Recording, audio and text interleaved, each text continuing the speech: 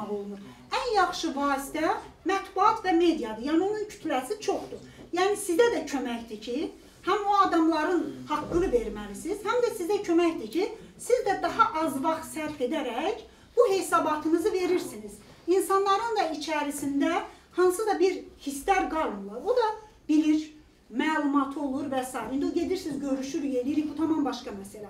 Ona görə mən düşünürəm ki, bizim jurnalistlər vasitəsilə topluma hesabat vermə borcumuz var. Və mən ona görə də jurnalistlər heç zaman mənə demirəm, bəlkə işim çox ola eləmirəm, mən onlar minnət zad eləmirəm. Mən həmişə özüm, məsələn, hansısa bir hadisə varsa, hansısa bir məsələ varsa, mən deyirəm ki, filan tədbir olacaq, filan hadisə olacaq, filan şey olacaq və bir çox tədbirlər də vardır ki, onlar toplumun maariflənməsi üçün də önəmlidir. Məsələn, və yaxud yaradıcı insanlarla bağlıdır ki, toplumun onları daha yaxından tanıması lazımdır. Yəni, bundan toplum da qazanır.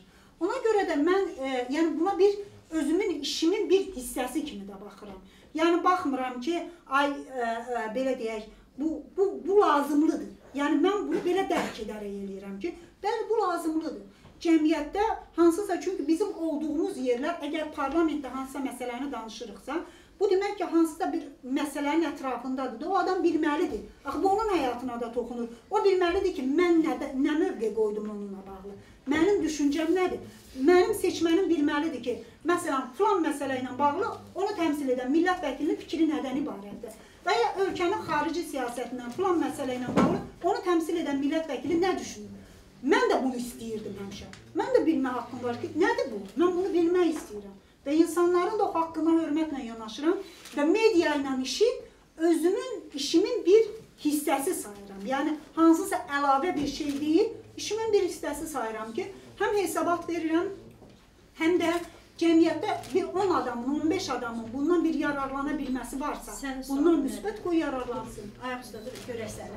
Qənər xanım, aydın məsələdir ki, Azərbaycanda millət vəkillərinin 95%-i seçkilərdən öncə seçkilərlə görüşür, müəyyən vədlər verir, amma seçkilərdən sonra, artıq seçkilərindən sonra seçkilər, belə deyək də, canlı təmas qurmaq, onların problemləri ilə maraqlanmaq 90%-ində demək olar yoxdur da.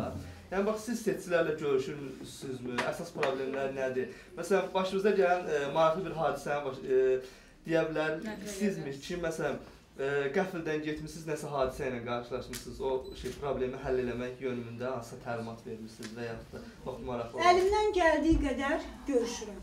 Məsələn, mən demək olar ki, hər ay seçildiyim rayona gedirəm.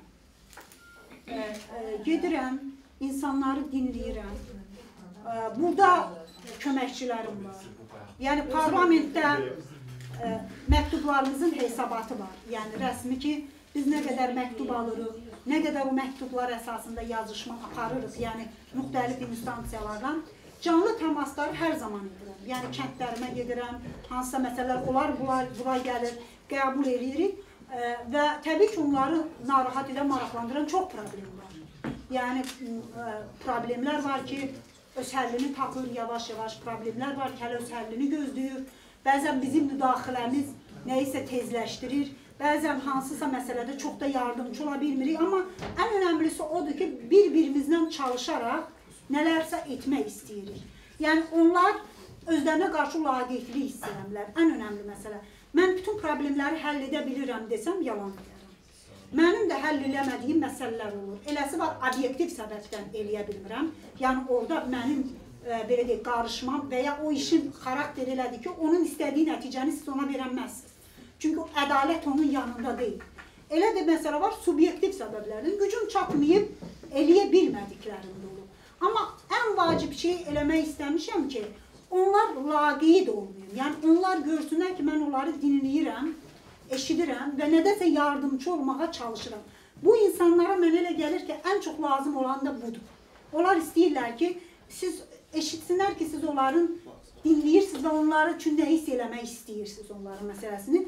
Bir də gücüm çatdığı qədər onların ümumi məsələlərini hər zaman parlamentdə qaldırıram. Yəni, o bölgənin, o bölgəyə aid ümumi məsələlər olsun, təkcə büdcə müzakirələrində deyil, hansısa ara qanunvericilik məsələsində də əlimdən gəldiyi qədər onu qanunverici orqanada, yəni individual olmaqdan başqa ümumi problemləri daşımağa çalışıram.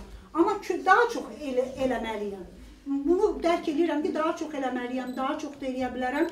Bir məsələ ondan ibarətdir ki, bizim üzərimizdə bir qrup parlament insanlar var, biraz xarici siyasət yükü parlamentdə onların üzərində daha çoxdur.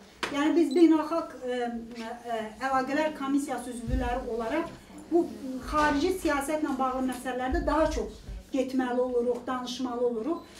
O da biraz zaman alır, amma xüsusilə tətil dönəmlərini daha çox öz bölgəmdə keçirib dinləməyə çalışıram. İnşallah ki, insanların hamısı çoxunluğu razı ola bilməz. Bu mümkünsüzdür. Amma çalışıram ki, ən azı məndən razı qalmaq istəyənlərin sayı çox olsun. Çünki bu mənim özüm üçün. Ver, sualını ver. Hamısı sizdən gözləyir, yəni başqa bölgələr. Ver.